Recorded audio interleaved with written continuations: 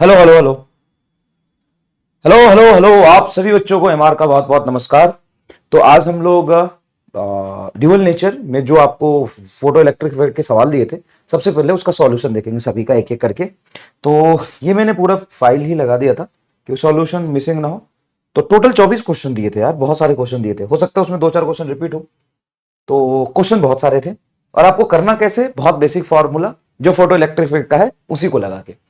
For a certain material, nu is 5 times of nu naught. Nu naught threshold frequency है। तो अगर equation लिखोगे तो एनर्जी ऑफ फोटोन बराबर वर्क फंक्शन प्लस के मैक्स होता है। हाँ सर, यही तो होता है। तो के मैक्स को हम हाफ एम वी मैक्स का होल स्क्वायर लिख सकते हैं। अब ये लगाएंगे जब frequency 5 times of nu not है, मतलब 5 न्यू नॉट, एच न्यू, तो 5 न्यू नॉट आ जाएगा। ये तुम्हारा एच न्यू नॉट होगा plus half M V max का होल स्क्वायर पहले केस में। और दूसरे केस में क्या है, nu is 2 times of nu not, मतलब सिर्फ डबल है। तो फ्रीक्वेंसी जो थ्रेशोल्ड वाली उससे डबल है, तो 2h न्यू नॉट हो जाएगा। ये h न्यू लिखेंगे और जो न्यू है 2 न्यू नॉट है, तो 2h nu not is equal to h nu plus half M V max 2 का होल स्क्वायर। अब एक काम करो, इसको डिवाइड कर दो, कोई फायदा नहीं है, कोई फायदा नहीं है। पता है क्या करो, इसको इस तरफ लाओ तो 5 में से 1 जाएगा तो 4h न्यू नॉट। इसको इस तरफ लाओ तो ये सिर्फ h न्यू नॉट आएगा, ये इधर जाएगा h न्यू नॉट आएगा, is equal to half M V max 1 का whole square divided by half M V max 2 का होल स्क्वायर आएगा। m बाई 2 से m बाई 2 कटेगा, h न्यू नॉट से h न्यू नॉट कटेगा। तो यहां पे v max 1 divided by v max 2 का whole square is equal to 4। तो v मैक्सिमम 1, इसको स्क्वायर को उधर ले जाओ तो 2 हो जाएगा। तो मैक्सिमम वेलोसिटी पहले थी 8 इंटू 10 टू द पावर 6 बटा 2 is equal to V max, आधा हो जाएगा, आधा हो जाएगा। देखो ना, ये इधर चला जाएगा, चार का रूट दो नीचे आ जाएगा। तो सिर्फ जितना था 8 उसका आधा हो जाएगा। ये क्या आपने पूरा सॉल्व किया था? ये तो हिंट दिया था, होमवर्क नहीं था। होमवर्क यहां से शुरू होता है, होमवर्क बेटा यहां शुरू होता है। सवाल को पहले अच्छे से पढ़िए, अभी तक आपने नहीं किया है तो सवाल को मैं एक एक करके पढ़ रहा हूं, स्क्रीन पॉज करके उसको सॉल्व करो। नहीं सॉल्व होता तो सॉल्यूशन देखो। देखो, when a photon of energy 3.8 electron volt, photon की एनर्जी बेटा है 3.8 electron volt, falls on the metallic surface of work function 2.8 electron, work function है 2.8 electron, 2.8 electron. Then kinetic energy of the emitted electron, ये तो कल ही कराया था यार। Kinetic energy of emitted electron क्या होगा? तो सर काइनेटिक एनर्जी होता है मैक्सिमम वाला, वो होता है energy of photon minus work function. Energy of photon 3.8 और ये 2.8, घट के आएगा 1 इलेक्ट्रॉन वोल्ट। तो इलेक्ट्रॉन वोल्ट 1 मैक्सिमम होगा, इससे ज्यादा नहीं हो सकता, और मिनिमम 0 होगा। तो 0 से 1 इलेक्ट्रॉन वोल्ट आंसर आएगा। कई बच्चे जल्दीबाजी में 1 इलेक्ट्रॉन वोल्ट दे देंगे तो गलत हो गया। जल्दीबाजी में अगर आप 1 इलेक्ट्रॉन वोल्ट दे देते हैं तो ये गलत हो गया। क्लियर है क्या? आगे देखते हैं दूसरा सवाल। A monochromatic point source of light is placed at a distance d, मतलब ये लाइट सोर्स है, ये लाइट सोर्स है, यहां से लाइट निकल रही, यहां से लाइट निकल रही, लाइट सोर्स है, लाइट सोर्स है, ये लाइट सोर्स है, यहां से लाइट निकल रही at distance d from the metal surface. अब ये मेटल सरफेस है साहब, ये मेटल सरफेस है, मेटल सरफेस, ये मेटल सरफेस है, ये मेटल सरफेस, मेटल सरफेस है d डिस्टेंस पर, मेटल सरफेस है d डिस्टेंस पर, d डिस्टेंस पर metal surface, d from the metal surface. Photo electrons are ejected at the rate n per second. Photo electron जो eject हो रहा है, मतलब करंट है, वो है n पर सेकेंड। इतना करंट पर सेकेंड बाहर निकल रहा है। यहां पे फोटोन आया, करंट निकला, फोटोन आया, करंट निकला। तो जो करंट निकल रहा है वो n पर सेकेंड है। And with the maximum kinetic energy, और जो इलेक्ट्रॉन यहां से निकला है उसकी मैक्सिमम काइनेटिक एनर्जी जो हो सकती है वो है E। If the source is brought near to the distance d/2, अगर सोर्स को यहां से उठा के यहां रख दोगे, यहां रख दोगे पास में, तो सोर्स से जो फोटोन निकल रहा था उसकी फ्रीक्वेंसी f है। अब सोर्स कहीं भी रहे, उसकी फ्रीक्वेंसी, एक फोटोन की फ्रीक्वेंसी f होगी तो f ही रहेगी। तो सोर्स को पास लो या दूर जाओ, अगर सोर्स सेम है तो फ्रीक्वेंसी सेम रहेगा। हाँ सर, और अगर फ्रीक्वेंसी सेम है, अगर फ्रीक्वेंसी सेम है बेटा, सेम है, और फ्रीक्वेंसी सेम है तो काइनेटिक एनर्जी मैक्सिमम भी सेम ही रहेगा। ठीक है, देन और पास आ गया तो number is proportional to intensity, और पास आ गया तो इंटेंसिटी हो जाएगा 1/d/2 का होल स्क्वायर, मतलब 4 टाइम्स। और इंटेंसिटी अगर 4 टाइम्स हो गया तो नंबर 4 टाइम्स होगा, क्योंकि फ्रीक्वेंसी कांस्टेंट है। अगर फ्रीक्वेंसी कांस्टेंट है तो इंटेंसिटी मतलब नंबर, नंबर मतलब इंटेंसिटी, यही पढ़ा है। हाँ, तो नंबर आपका क्या हो जाएगा 4 टाइम्स, 4 गुना। तो नंबर 4 गुना तो करंट जो बह रहा है वो 4 गुना, करंट 4 गुना लेकिन फ्रीक्वेंसी सेम। थर्ड आंसर आएगा, बिल्कुल एकदम लपेट के थर्ड आंसर आएगा। सोर्स से निकला हुआ फोटोन चाहे कितनी दूर ट्रेवल कर जाए, चलते चलते युगांडा भी पहुंच जाएगा तो उसकी फ्रीक्वेंसी वही रहेगी। फ्रीक्वेंसी सेम तो आपका एनर्जी सेम, फ्रीक्वेंसी सेम तो आपका एनर्जी सेम। क्लियर है क्या? चलिए नेक्स्ट देखिए।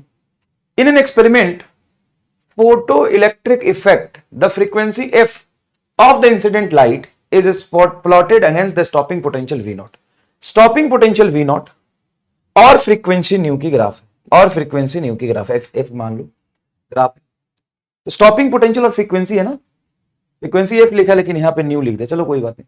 In an experiment the photoelectric effect the frequency F of the incident light is plotted against the stopping potential V not. ठीक है, अभी ना रिप्रेजेंटेशन का गड़बड़ है थोड़ा सा, यहां पे फ्रीक्वेंसी लिख दो एफ नॉट और ये ग्राफ है फ्रीक्वेंसी का। ठीक, the work function of the photoelectric surface is given भाई। तो वर्क फंक्शन कैसे निकलेगा? एक बात बताओ, हमने पूरे इक्वेशन ड्राइव किया था, स्टॉपिंग पोटेंशियल वर्सेस फ्रीक्वेंसी का ये ग्राफ बनाया था। इस ग्राफ में आपको बोला था जो स्लोप होगा इसका, स्लोप होगा उसका वो h बाई ई होगा। स्लोप क्या होगा? h बाई ई होगा। और जो इंटरसेप्ट होगा वो ये c, मतलब इंटरसेप्ट मतलब y की ये वैल्यू, इसको कहते हैं लेंथ c। और ये जो इंटरसेप्ट होगा जो निगेटिव भी है, माइनस निगेटिव इंटरसेप्ट होगा, -5 बाई ई को होता है। तो यहां पे o से b का जो लेंथ है यही तो y की वैल्यू है, और ये जहां पे कट करा ये y इंटरसेप्ट है, तो OB की वैल्यू आपकी c है। अरे भाई c, जैसे मान लो कि ऐसे कोई ग्राफ है और यहाँ पे 4 पे कट गया तो c तो 4 ही बोलते हैं ना, ये लेंथ 0 से 4 तक ये इंटरसेप्ट है। तो ये जो हाइट होता है वही इंटरसेप्ट की वैल्यू होती है। तो यहाँ पे इंटरसेप्ट की वैल्यू क्या हो जाएगी सर? OC। तो ये इंटरसेप्ट हो जाएगा -OC क्योंकि निगेटिव है, -5 बाई ई। तो माइनस से माइनस कैंसिल हो गया, 5 बराबर होगा OB इंटू ई, OB इंटू ई, OB इंटू ई, OB इंटू ई इन इलेक्ट्रॉन वोल्ट। क्योंकि हम क्या निकाल रहे हैं? वर्क फंक्शन, और वर्क फंक्शन इलेक्ट्रॉन वोल्ट में होता है। देखो work function energy electron volt में होता है, OB इंटू ई। सही तो है, OB into E is the correct answer, एकदम सही है। नेक्स्ट देखिए, ये जेईई मेन 2022 का सवाल है, बड़े आराम से होगा, अच्छे से होगा। सवाल पढ़ते हैं।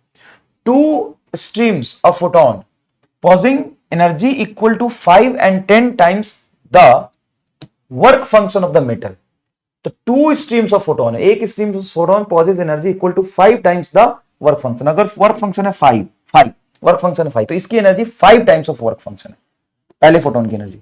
और दूसरे स्ट्रीम की फोटोन की जो एनर्जी है वो है 10 times of work function, 10 times the work function are incident on the metal surface successively मतलब एक एक करके। The ratio of maximum velocity of the photo electron emitted in 2 cases are. तो ratio of maximum velocity of the photo emitted electron in the 2 cases, ratio of maximum velocity क्या करेंगे? Energy of photon is equal to work function plus kinetic energy. पहले case में यही पूछा है, maximum velocity का ratio पूछा, तो हाफ m v1 का स्क्वायर। बेटा एनर्जी ऑफ फोटोन है 5 इसको रखो 5 इस 5 को भी इधर ले आओ, -5 is equal to half m v1 का स्क्वायर। तो ये हो जाएगा तुम्हारा 4 is equal to half m v1 का स्क्वायर। और जब तुम रखोगे 10 टाइम्स, तो 10 टाइम्स रखोगे बेटा, तो 10 और 10 में से एक 5 जाएगा 9 is equal to half m v2 का स्क्वायर। डिवाइड कर दो तो 5 से 5 कटेगा, m/2 से m/2 कटेगा, ये 4 और 9 इधर दोनों स्क्वायर है, तो v1 बाई v2 का होल स्क्वायर जो है उधर चला जाएगा 4/3, 4/9 मतलब 2:3, तो v1 बाई v2 आएगा 2:3। अब बताओ ऐसा सवाल तुम 10 कर लो या 20 कर लो, बात तो एक ही, हमें समझना पड़ेगा कि हम सॉल्व कैसे करें। आप ये रैपिडली डिसाइड कर पा रहे हो कि फोटोन की फ्रीक्वेंसी वर्क फंक्शन के टर्म्स में दी है, तो यहां पे तुम रखोगे 5 is equal to 5 plus something, तो इस 5 को उधर ले जाओ, तभी तो 5 एक तरह ऐड और सब्ट्रैक्ट होकर एक नंबर बनाएगा, और फिर 2 इक्वेशन बने, इक्वेशन 1 और इक्वेशन 2, इन दोनों को डिवाइड कर दीजिए। देखिए the photoelectric effect in photoelectric effect the slope of a stopping potential versus frequency of incident line for a given surface will be h by e। Slope अपन ने पढ़ा था फोटोइलेक्ट्रिक में, slope of stopping potential versus frequency, stopping potential versus frequency का slope universal constant होता है h by e। देखो h by e तो है, h e का पावर -1 नीचे आ जाएगा, ये तो स्लोप h by e, ये तो स्लोप था h by e। नेक्स्ट देखिए, wave nature of light can not explain photo electric effect because in photo electric effect, देखो वेव नेचर में क्या होता है, अभी हम वेव ऑप्टिक्स ही पढ़ेंगे इसके बाद। वेव में क्या होता है कि वेव फ्रंट होता है। अब वेव फ्रंट लेके जब आगे आता है स्ट्रीम और वो मेटल सरफेस पे पड़ता है तो उसका कोई फोटोन नहीं है, वो वेव है, तो एनर्जी वेव फ्रंट में होगा। एनर्जी वेव फ्रंट ऐसा होता है ना, ऐसा होता है वेव फ्रंट, ऐसा होता है। कोई वेव ऐसे चल रहा है, प्लेन वेव है, तो उसका वेव फ्रंट ये रहता है। मैं अभी पढ़ाऊंगा अगले चैप्टर में। तो कहते हैं कि एनर्जी इसमें डिस्ट्रीब्यूटेड है। अब मान लो ये मेटल सरफेस पे वेव फ्रंट आया, तो ये वेव फ्रंट एनर्जी लेके आया, तो ये एनर्जी एक इलेक्ट्रॉन को नहीं देगा, जितने हैं सब को एक थोड़ा थोड़ा करके इलेक्ट्रॉन देगा। तो इलेक्ट्रॉन एनर्जी इकट्ठा करके और निकलेगा, इसमें टाइम गैप होना चाहिए। लेकिन फोटो इलेक्ट्रिक इफेक्ट क्या है, इंस्टेंटेनियस इफेक्ट है। पहला ये लिख लीजिए अपने शब्दों में, energy in a wave is accumulated in a wave front, so wave front give electron energy, wave front gives energy to the all electrons of the metal surface, hence there must be a time lag to accumulate the energy is accumulate the energy equal to the work function। मतलब मैं हिंदी में बोलता हूं, अंग्रेजी इतनी नहीं आती, तुम समझ जाओगे कि जो एनर्जी है वो वेव फ्रंट में है। अब वेव फ्रंट में जो एनर्जी वेव लेके जा रहा है, जब वो मेटल सरफेस पर जाएगा तो एनर्जी सारे इलेक्ट्रॉन को देगा जो मेटल सरफेस पे। अब इलेक्ट्रॉन को निकलने के लिए जो वर्क फंक्शन जितनी एनर्जी चाहिए उतना लेने में टाइम लगेगा, लेकिन फोटो इलेक्ट्रिक इफेक्ट में टाइम गैप नहीं होता। बस ये क्लियर है, पहली बात। और दूसरी बात समझिएगा, दूसरी बात यह है कि जब वहां से इंटेंसिटी हम वेव का बढ़ाते हैं तो वेव फ्रंट में एनर्जी बढ़ेगी। अब वेव फ्रंट में एनर्जी बढ़ेगी तो इमिटेड इलेक्ट्रॉन की एनर्जी बढ़नी चाहिए, क्योंकि लाइट की एनर्जी की वजह से तो इलेक्ट्रॉन निकल रहा। अगर इंटेंसिटी बढ़ाया तो लाइट की एनर्जी बढ़ी, इंटेंसिटी क्या होता है, energy falling per unit area per unit second. तो अगर इंटेंसिटी बढ़ाया तो एनर्जी बढ़ी, और एनर्जी बढ़ी तो इलेक्ट्रॉन की एनर्जी बढ़ जाएगी निकलने वाले, तो वहां से उसकी काइनेटिक एनर्जी बढ़नी चाहिए। लेकिन काइनेटिक एनर्जी इंटेंसिटी पे डिपेंड ही नहीं करती, इसलिए वेव से एक्सप्लेन नहीं हो, है ना, इसलिए वेव से एक्सप्लेन नहीं हो। तो देखो यहाँ लिखा है, for the frequency of the light below the certain value photo electric effect does not take place irrespective of intensity.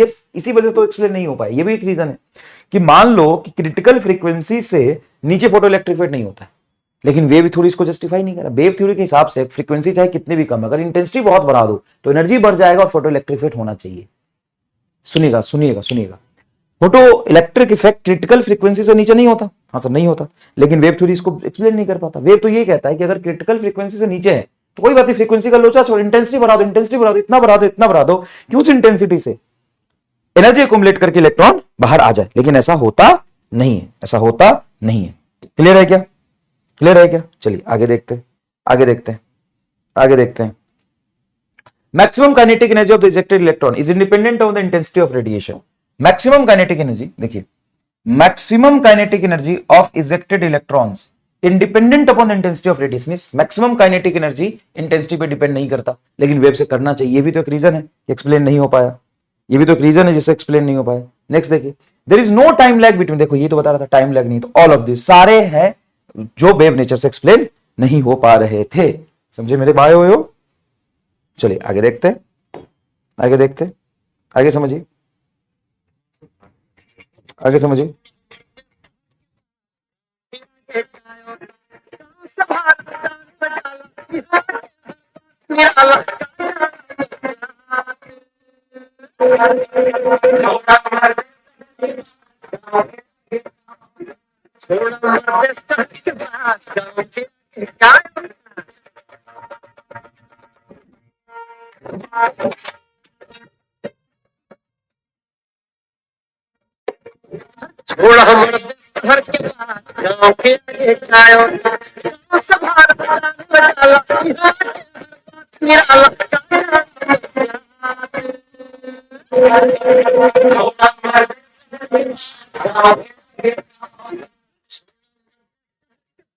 देखो ध्यान से देखो, छोरा मर्दे शहर के बाद, गांव के आगे का औकात, छोरा मर्दे फिजिक्स के बाद, बायो के आगे उसकी क्या औकात।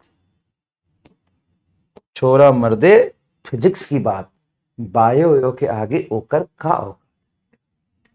छोरा मर्दे फिजिक्स के बाद, बायो के आगे ओकर का औकात। छोरा मर्दे फिजिक्स के बाद, बायो के आगे ओकर का औकात। The work function of a substance is 4 electron volt.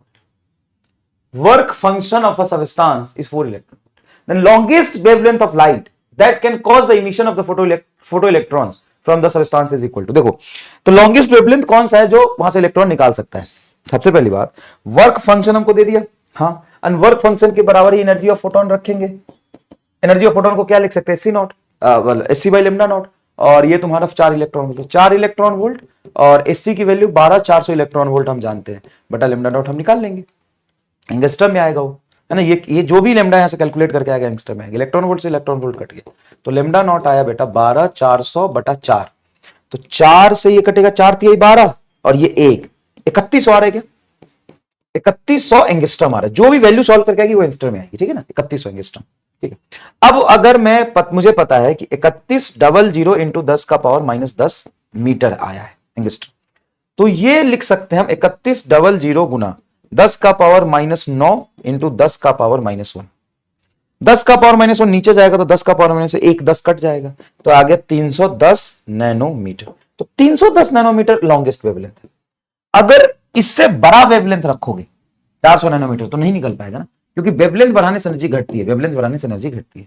तो जो वर्क फंक्शन है उतने ही के बराबर हमने फोटोन की एनर्जी रखी, फोटोन की एनर्जी को क्या लिख सकते हैं? S C by lambda. तो वहां से जो लेमडा आ रहा है क्रिटिकल लेमडा है, उससे कम लेमडा रखेंगे तो फोटो इलेक्ट्रिक इफेक्ट हो जाएगा, लेकिन वो लॉन्गेस्ट बोला है तो इससे तो बड़ा ये है, इसलिए ये आंसर होगा। तो इसमें फोटो इलेक्ट्रिक इफेक्ट होगा, इस पे भी होगा लॉन्गेस्ट वेवलेंथ, इसके ऊपर वेवलेंथ है तो नहीं होगा, ठीक है, इसके ऊपर वेवलेंथ है तो नहीं होगा। आगे देखिए, two radiation of a photons of energy 1 electron volt and 2.5 electron, दो रेडिएशन है, देखिए two radiation of photon energy 1 electron volt and 2.5 electron volt successively illuminated a photosensitive material surface of work function 0.5 electron volt. The ratio of maximum speed of the emitted electron, ये कर चुके अपन। Two radiation of photon 1 electron volt, तो 1 electron volt photon की energy है, work function तुमको 0.5 electron volt दिया, और मैक्सिमम स्पीड पूछा है हाफ एम वी वन का स्क्वायर। पहले केस में ये एनर्जी है फोटोन और ये वर्क फंक्शन है, energy of photon work function half M V one का स्क्वायर। दूसरे केस में एनर्जी है 2.5 electron volt and work function 0.5 electron volt is equal to half M V two का स्क्वायर। एक चीज तुमने नोटिस किया, जब से मैं तुमको पढ़ा रहा हूं, अगर नोटिस किया तो जरूर कमेंट करके बताना, चाहे सवाल कितनी भी छोटी हो उसको बीच रास्ते पे नहीं छोड़ता। चाहे सवाल में एक ही लाइन में सवाल होना, लेकिन मैं होमवर्क नहीं देता, बीच रास्ते पे नहीं छोड़ता। ये एक एटीट्यूड है जो आपको भी डेवलप करना पड़ता। इससे तुम अगर काम चोरी करोगे, मैं लिख दूं होम कर घर पे कर लेना, तो बहुत आसान है, बोलना आसान है, लेकिन तुम भी ऐसे कर छोड़ दो, अरे बाद में करेंगे, फिर 2 महीने अरे बाद में करेंगे, एग्जाम में फिर दिक्कत हो जाएगी। कलम मत लो और करने पूरा खत्म करके छोड़ो किसी भी चीज को। कहीं डाउट है तो उसको लिख के देखो, है ना। शायद तुमने नोटिस किया होगा, ये इधर जाएगा तो 1 में से 0.5 घटेगा तो 0.5 ही रहेगा, और 2.5 में से 0.5 जाएगा तो 2 इलेक्ट्रॉन वोल्ट होगा। 0.5 electron volt 2 electron volt half M V one का square half M V one का स्क्वायर, तो V1 बटा V2 का क्या हो जाएगा होल स्क्वायर। तो ये कटेगा तो नीचे 4 आएगा, ये स्क्वायर इधर जाएगा तो 1 बटा 2 is equal to V1 is to V2, 1:2 answer आ गया।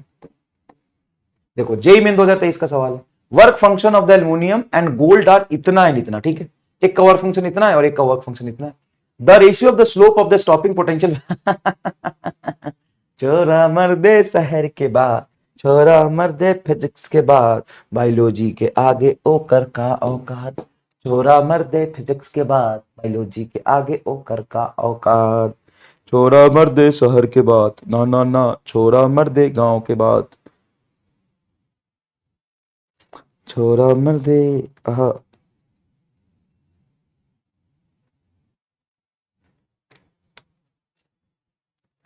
हाँ भाई लक्ष्य वालों, तुम्हारा एक लेक्चर रिकॉर्ड कर दिया, दूसरा कर रहा हूं, और साथ साथ में गाना बहुत सुंदर लिखा है तुम्हारे लिए। हाँ भाई लक्ष्य वालों, तुम्हारा लेक्चर रिकॉर्ड हो रहा है एक, अब इसका बाद दूसरा भी करूंगा, है ना, और बहुत बढ़िया एकदम जोरदार। छोरा मरते फिजिक्स के बाद, बायोलॉजी के आगे ओकर का औकात। हाँ भाई लक्ष्य वालों, तुम्हारा लेक्चर रिकॉर्ड हो रहा है, पहला लगभग कंप्लीट होने वाला होमवर्क, और फिर इसके बाद दूसरा लेक्चर भी रिकॉर्ड होगा पढ़ाई का, जिसमें फोटो इलेक्ट्रिक इफेक्ट के सारे होमवर्क रिकॉर्ड कर दिए, और फिर बाद में हम रिकॉर्ड करेंगे, है ना, de Broglie वेवलेंथ। तो 2 लेक्चर आएंगे आपके, ज्यादा देर के नहीं होंगे, 1-1 घंटे के होंगे दोनों, या एक होगा 1 घंटे का, एक होगा 1.5 का, या क्या होगा, एक होगा 1 का दूसरा होगा 2 का। अब तुम्हारे मन में गाना आ रहा होगा इस बात को सुन के, छोरा मर्दे फिजिक्स के बाद, आहा छोरा मर्दे फिजिक्स के बाद, फिजिक्स के बाद छोरा मर्दे फिजिक्स के बाद, बायो यो के आगे ओकर का औकात, छोरा मर्दे फिजिक्स के बाद, छोरा मर्दे फिजिक्स के बाद, बायो यो के आगे ओकर का औकात। चलिए देखिए ध्यान से, source S1 producing 10 to the power 15 photons per second. एक source S1 producing 10 to the power 15 photon per second of wavelength 5000 angstrom, मतलब इतना फोटोन दे रहा है इस वेवलेंथ का। Another source S2 producing 1.02 into 10 to the power 15 photon per second of wavelength 51 angstrom.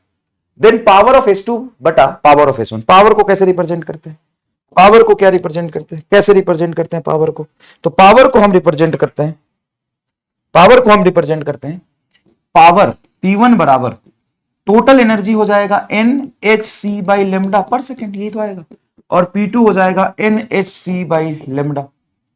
तो N1 दिया हुआ है, लेमडा 1 दिया हुआ है, NT दिया हुआ है, लेमडा 2 दिया हुआ है, SC तो दोनों के लिए कॉमन है, टाइम भी तो पर सेकंड दोनों के लिए कॉमन है, तो SC बाई टी कट जाएगा, तो P1 बाई P2 आएगा।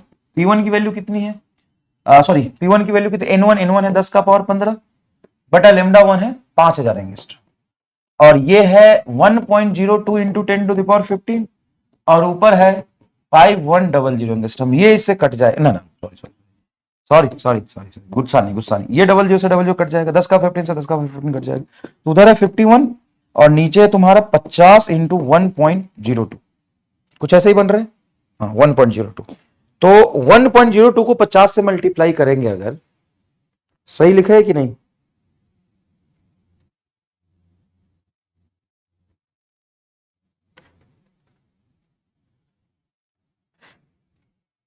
तो यहां पे अगर मैं मल्टीप्लाई करूं 50 मल्टीप्लाई 1.02 है, अच्छा वही 51 आएगा एग्जैक्टली, 1.02 है ये 1.02, वही मैं कहूं कि तो ज्यादा हो गया यार, 1.02, तो ये 51 है, 50 को 1.02 से मल्टीप्लाई करेंगे 51 आएगा, 1:2, ये आंसर आएगा। बढ़िया सवाल है, थोड़ा कैलकुलेटिव है लेकिन मजेदार। नेक्स्ट देखिए, stopping potential is plotted against 1 upon lambda.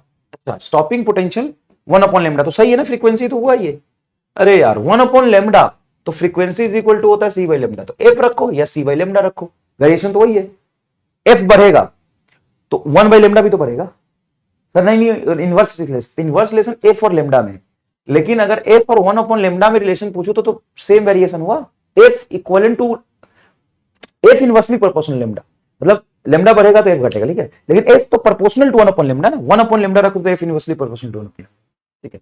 तो metal 1 is may be gold, metal 2 is may be cesium, theta 1 is equal to theta 2 for any two metal. तो सुनो सबसे पहली बात, चाहे कोई सा भी आप मटेरियल ले लो इसका स्लोप कांस्टेंट रहेगा, तो थीटा 1 बराबर theta 2 for any two metal, किसी भी टू मेटल के लिए दोनों बराबर होगा, ठीक है ना। थीटा 1 बड़ा होगा अगर मेटल 1 कॉपर है, नहीं ये नहीं,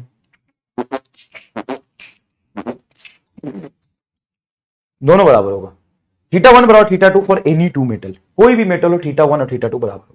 नेक्स्ट देखो, the cathode of photo cell is change such that the work function changes from W1 to W2। देखो cathode of photo cell is changes from such that, मान लो पहले का वर्क फंक्शन जो है ना, वर्क फंक्शन ही बोला है वो कुछ ओमेगा 1 है, ये वर्क फंक्शन ही दिया वो ओमेगा 1 है, और सरफेस चेंज कर दिया तो इसका वर्क फंक्शन ओमेगा 2 हो गया जो कि बड़ा है, ठीक है, बड़ा है, मतलब यहां से इलेक्ट्रॉन को निकालना मुश्किल होगा।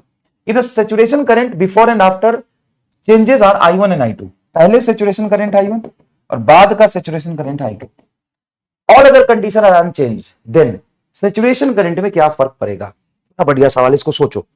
मान लो कि फोटोन जो आ रहा था वो एक एक फोटोन की एनर्जी थी, मान लो फोटोन की एनर्जी थी 3 इलेक्ट्रॉन एंड वर्क फंक्शन था 1 इलेक्ट्रॉन, ठीक है, तो ऐसे इलेक्ट्रॉन निकलेगा कि नहीं निकलेगा, सर वर्क फंक्शन 1 और फोटोन की एनर्जी 3 तो निकलेगा ऑफकोर्स।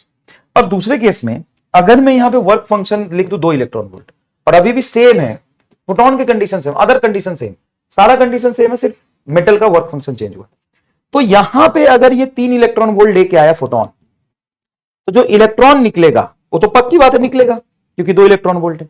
अब यहां से जो निकलेगा इलेक्ट्रॉन, उस निकलने वाले इलेक्ट्रॉन की एनर्जी कितनी होगी, 1 इलेक्ट्रॉन वोल्ट है, दोनों का गैप, इसमें दोनों का गैप कितना होगा, 2 इलेक्ट्रॉन वोल्ट, लेकिन जितनी इलेक्ट्रॉन यहां पे निकलेगा उतना ही वहां पे निकलेगा, क्योंकि इलेक्ट्रॉन का देखो इलेक्ट्रॉन निकलेगा कि नहीं निकलेगा, इलेक्ट्रॉन निकलेगा या नहीं निकलेगा कौन डिफाइन करता है? कि वर्क फंक्शन कम होना चाहिए फोटोन की एनर्जी से। तो यहाँ भी वर्क फंक्शन कम है, यहाँ भी वर्क फंक्शन कम है।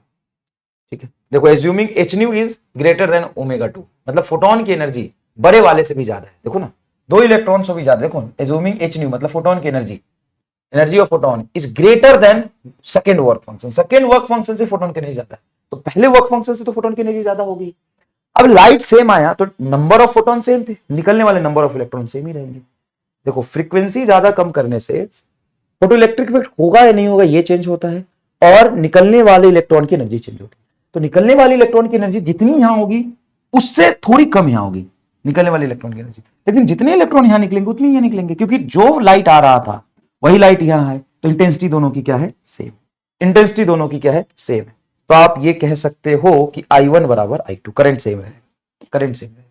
देखिए difference between threshold wavelength for the two metal surface A and be having work function इतना एंड इतना इन नैनोमीटर इज, क्या है? The difference between threshold wavelength. अच्छा, तो पहले का थ्रेशोल्ड वेवलेंथ होगा SC बाई लेमडा 1, और वर्क फंक्शन इतना दिया हुआ है, तो वर्क फंक्शन फाइव ए बराबर क्या होगा? SC बाई लेमडा ए, और वर्क फंक्शन फाइव बी बराबर क्या होगा? SC by lambda B. बहुत बढ़िया सवाल बनाया रे जेई में। तो फाइव ए हमको 9 और ये 4.5, तो ऐसे रख दो ना, five A minus five B is equal to SC by lambda A minus 1 upon SC by lambda B. ये काम करो, इंडिविजुअली दोनों को निकाल लो और उसका डिफरेंस देख लेना। ये भी क्या करना है, जैसे बेटा ये 9 इलेक्ट्रॉन वोल्ट है, तो फाइव ये जो तुम्हारा 9 इलेक्ट्रॉन वोल्ट है उसको तुम लिख सकते हो SC बटा लेमडा 1, पहले केस में लेमडा है थ्रेशोल्ड वेवलेंथ। अब ये है 9 इलेक्ट्रॉन वोल्ट, और SC होता है तुम्हारा 12400 इलेक्ट्रॉन वोल्ट बटा लेमडा इन एंगस्ट्रॉम।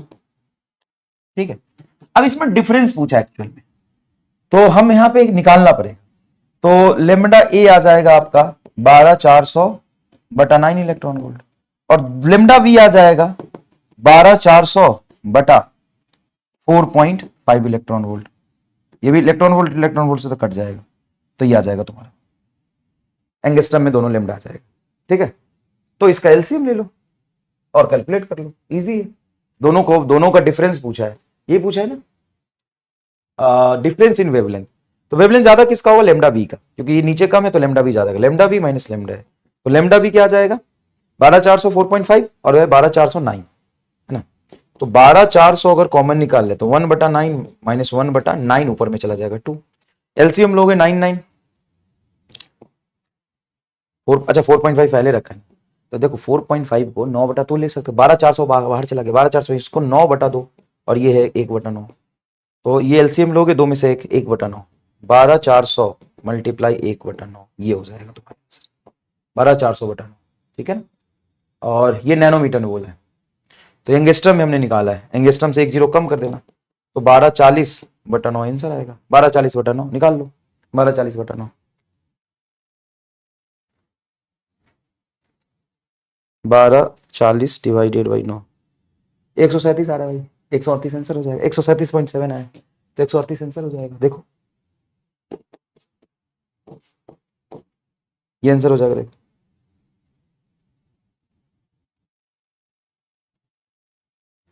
छोरा मत दे फिर इसके बाद छोरा मत दे फिर इसके बाद बायो यो के आगे को करता होगा, छोरा मत दे फिर इसके बाद छोरा मत दे फिर इसके बाद बायो यो के आगे को करता होगा। चलिए आगे देखिए, इधर two metal A and B exposed to radiation of wavelength इतना nanometre, work function of metal A and B are इतना, then choose the correct option. तो वर्क फंक्शन इतना दिया हुआ है, इस नैनोमीटर के कॉरस्पॉन्डिंग कितनी एनर्जी होगी निकाल लो। एनर्जी ऑफ प्रोटॉन हो जाता है 1240 इलेक्ट्रॉन वोल्ट, ये नैनोमीटर में 350, तो 1240 बटा 350 क्या होगा? 124 बटा 35, 124 बटा 35, 124 बटा 35, ये होगा 3.5, 3.54, 3.54, तो 3.54 वर्क फंक्शन है, तो इससे तो ज्यादा है वर्क फंक्शन, ये फोटोन की एनर्जी है, और ये नहीं, ये फोटोन की एनर्जी, ये वर्क फंक्शन। वर्क फंक्शन कम है और फोटोन की नहीं ज्यादा है, तो बी में तो फोटो इलेक्ट्रिक इफेक्ट हो जाएगा। और वर्क फंक्शन ये जो देखो वो है 4.8 इलेक्ट्रॉन वोल्ट, और फोटोन की एनर्जी 3.5 वोल्ट, ए से फोटो इलेक्ट्रिक इफेक्ट नहीं होगा। तो both A and B will emit photo electron, both नहीं, metal A will not emit photo electrons, metal B will not, नहीं मेटल बी का work function 2.2 है और फोटोन की एनर्जी 3.4, तो ये ज्यादा है, तो ये नहीं हो पाएगा, ये आंसर है। चौथा आंसर आएगा, बताइए चौथा आंसर आएगा। नेक्स्ट देखिए, threshold frequency is F not when the light of frequency 2 F not is incident on the metal plate. तो लाइट की फ्रीक्वेंसी इतना, तो लाइट की एनर्जी होगा 2 एच एफ नॉट बराबर एच एफ नॉट, और रेशियो ऑफ स्पीड पूछा तो हाफ एम वी वन का स्क्वायर। सेकेंड केस में when the maximum velocity of the photon V one when the frequency of the incident radiation is increase to 5 F naught, तो ये होगा 5 H F naught, 5 H F not बराबर H F naught plus half M V two का square. NEET का exactly same सवाल 2021-22 का JEE में 2023 में कॉपी हो गया। क्या करना, इसको इधर ले जाइए, 2 एच एफ नॉट में से एच एफ नॉट जाएगा, एच एफ नॉट बचेगा, यहाँ पे 4 एच एफ नॉट बचेगा, सिंपल स्पीड का रेशियो हो जाएगा। Photoelectric effect does not take place if the energy of the incident radiation is less than the work function of the metal. Yes, if the energy of the incident radiation is less than the work, अगर radiation की energy कम है तो उसमें एक photon की energy तो कम ही होगी। तो photoelectric effect does not take place if the energy of the incident radiation is less than work function. हाँ, नहीं होगा।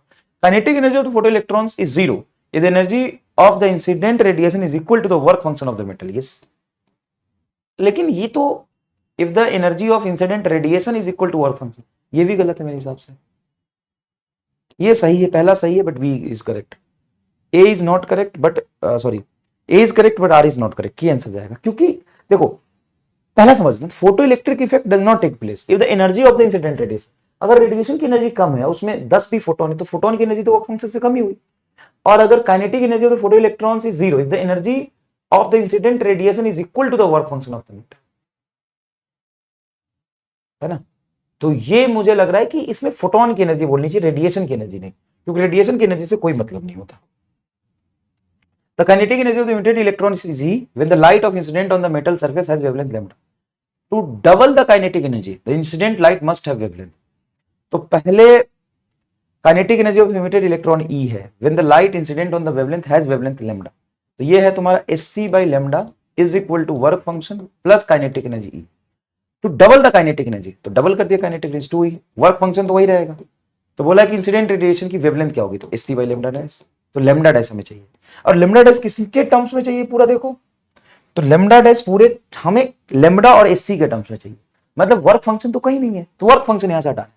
तो पहले इक्वेशन से SC by lambda minus E क्या फाई बताएगा, और यहां पे SC by lambda dash minus 2ई क्या फाई होगा, तो दोनों से फाई निकाल के इक्वल कर दिया, दोनों से फाई निकाल के इक्वल। ये माइनस 2 इधर जाएगा तो माइनस 2ई प्लस ई, माइनस 2ई प्लस 2ई में से एक ई घटेगा तो सिर्फ ई बचेगा। E is equal to SC by lambda dash, और इसको मैं रख सकता हूं एससी बाय लैम्डा, इसको यहीं रहने देता हूं, इसको यहीं रहने देता हूं। मैंने क्या किया, बस इसको इस तरफ लाया। अब बेटा अगर एससी से एससी काटोगे तो नीचे एससी डिवाइडेड में आ जाएगा। क्यों सर, अरे बुर्बक है क्या, ऑब्वियस सी बात है कि इस एससी को उधर भेजेगा तो ये एससी नीचे और एससी से एससी कट के यहां बचेगा। तो 1 अपॉन लैम्डा डैश मिल रहा तेरा 1 upon lambda plus E by SC. अगर तू इसको एलसीएम ले लेता है तो ये होगा एच सी लैम्डा, यहां जाएगा एससी, यहां हो जाएगा lambda E is equal to 1 upon lambda dash. उल्टा कर ले तो लैम्डा डैश आ जाएगा तेरा एच सी लैम्डा बटा S C plus lambda E. H C lambda S C plus lambda E, कितना जोरदार है यार, बढ़िया सवाल बना है। और है कुछ नहीं, हमें तो क्वेश्चन लिखना है और समझना है कि अच्छा आपको कैसे पता चला जैसे फाई काटना है, हमको ऑप्शन देख के पता चला कि ऑप्शन में फाई नहीं है ना, हमें ऑप्शन देख के पता चला। नेक्स्ट देखिए, the light of 2 different frequency have energy 3.8 electron volt to the light of 2 different frequency. पहले फ्रीक्वेंसी की एनर्जी 3.8 इलेक्ट्रॉन वोल्ट, दूसरे की 1.4। Illuminated metallic surface whose work function is 0.6 electron volt. The ratio of maximum speed emitted from electron for the 2 frequency respectively. बहुत आसान है। metallic surface whose work function is, देखो work function तुमको ये दे दिया, photon की एनर्जी दे दी, work function दे दिया, speed का रिलेशन निकाल दो। फोटोन की एनर्जी दे दी, वर्क फंक्शन निकाल दो, स्पीड का रिलेशन निकाल दो, फिर फाइनल स्पीड का रेशियो निकाल दो। आसान है एकदम। ये जेईई मेन 2021 क्या कह रहा है, 2 identical photo electrons receive the light of frequency f1 and f2. The velocity of the photoelectrons coming are v1 and v2 respectively then. तो पहले लिखो एनर्जी hf, तो f1 हो गया, hf1 बराबर 5 प्लस हाफ एम v1 का square. दूसरा हो जाएगा hf2 is equal to 5 plus half m v2 का स्क्वायर।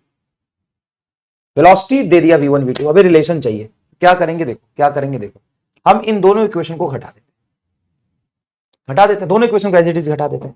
तो ये आएगा h common f1 minus f2 is equal to 5 से 5 घट जाएगा, हाफ m कॉमन V1 का होल स्क्वायर माइनस V2 का होल स्क्वायर, ये रिलेशन। देखो कहीं से आप बैठ रहा है तो बताओ सर 2 को इधर ले जाओ, तो 2h/m into F1 minus F2, 2 ऊपर गया m नीचे, इज इक्वल टू V1 का स्क्वायर माइनस V2 का स्क्वायर। V1 का स्क्वायर माइनस V2 का square 2h/m F1 minus F2, ये रिलेशन आ गया। तो सीधा इक्वेशन पता होने से सवाल सॉल्व हो जाता है कि पहले सवाल समझना है और ये देखना इक्वेशन कौन सा अप्लाई होगा, फिर ऑप्शन देखना है और समझना है कि उसको कैसे क्या हटाना है क्या रखना है। फोटो इलेक्ट्रिक फील्ड का एक ही है रामबान इलाज, क्या हटाना है क्या रखना है। ये बेटा सवाल करा दिया था, ऑलरेडी डन है, ये रिपीट हो गया है। फोटो इलेक्ट्रिक वर्क फंक्शन ये भी कल करा दिया था, फोटो इलेक्ट्रिक वर्क फंक्शन ये दोनों हो चुके हैं, हटा देता हूं। ये देखो when the nature of the light cannot explain, wave nature of light cannot explain, ये भी हो गया है। नेक्स्ट क्या है, which one of the following shows particle nature of light, photo electric field particle nature of light को explain करता है। इंटरफेरेंस तो वेव है, रिफ्रैक्शन तो वेव है, पोलराइजेशन भी वेव है, फोटो इलेक्ट्रिक फील्ड ही तो वेव नेचर से एक्सप्लेन नहीं हुआ था। ये है तुम्हारा question, the figure shows the plot of photo current versus anode potential for the photosensitive surface for the 3 different radiation, which one of the following is correct. देखो ये रेडिएशन है तुम्हारा ए पर, करंट वर्सेस एनोड पोटेंशियल का graph, ये है तुम्हारा B radiation और ये है तुम्हारा बेटा सी रेडिएशन। तुम ध्यान से देखो क्या ए और बी का पोटेंशियल सेम है, हाँ तो इसकी फ्रीक्वेंसी सेम होगी, ए और बी की फ्रीक्वेंसी सेम होगी, लगा लो तो शर्त सर। लेकिन दोनों की करंट अलग लगेगा, कोई फर्क नहीं पड़ता, दोनों का स्टॉपिंग पोटेंशियल क्यों सेम है, क्यों फ्रीक्वेंसी सेम है, और फ्रीक्वेंसी सेम तो स्टॉपिंग पोटेंशियल सेम होगा। याद करो स्टॉपिंग पोटेंशियल एनर्जी है, फ्रीक्वेंसी पे डिपेंड करता है। हाँ करंट किसका सेम होगा, तो करंट सेम होगा बी का और सी का, बी का सी का करंट सेम, करंट सेम है तो तुम कह सकते हो कि बी और सी अलग अलग दो ग्राफ है जिनका करंट सेम है तो इंटेंसिटी सेम हो, ठीक है। B and C represent intent radiation of same frequency, B and C same frequency, देख तो भाई सी है बी है काट दे। A and B represent intent radiation of the different frequency, A and B का सेम फ्रीक्वेंसी है, काट दे। Curve A and B represent incident radiation of same frequency, A और बी सेम फ्रीक्वेंसी, देख नीचे लिखा है और B same frequency but different intensity. Yes देखो दोनों की फ्रीक्वेंसी सेम थी तो एनर्जी सेम थी, स्टॉपिंग पोटेंशियल सेम है, लेकिन दोनों में करंट सेम अलग क्यों आया, करंट अलग इसलिए आया क्योंकि इंटेंसिटी अलग होगी। इंटेंसिटी बराबर क्या होता है, n h f by lambda, नहीं लेमडा नहीं एटी, तो फ्रीक्वेंसी दोनों की सेम है क्योंकि यहाँ पे स्टॉपिंग पोटेंशियल सेम है, तो करंट ज्यादा इसलिए आया क्योंकि नंबर ज्यादा रहा होगा तो करंट ज्यादा आया, इंटेंसिटी ज्यादा होगा। फिर कर B and C represent intent radiation of different frequency, B and C different frequency, बिल्कुल सही है, एंड डिफरेंट इंटेंसिटी, नहीं बी और सी ऊपर जाके मिल गया इंटेंसिटी से, ये गलत। कैसा लगा सवाल, third is your correct answer. Thank you so much. तो सारा होमवर्क करा दिया, अब एक होमवर्क डिस्कशन का लेक्चर हो गया और एक डी ब्रॉगली वेवलेंथ का लेक्चर आएगा, बहुत डिटेल लेक्चर आएगा, बहुत धीरे धीरे बहुत आराम से समझाऊंगा, ठीक है। Thank you so much. और सब लोग बताएंगे कितने सवाल खुद किए, कितने अच्छे से हो गया। धन्यवाद।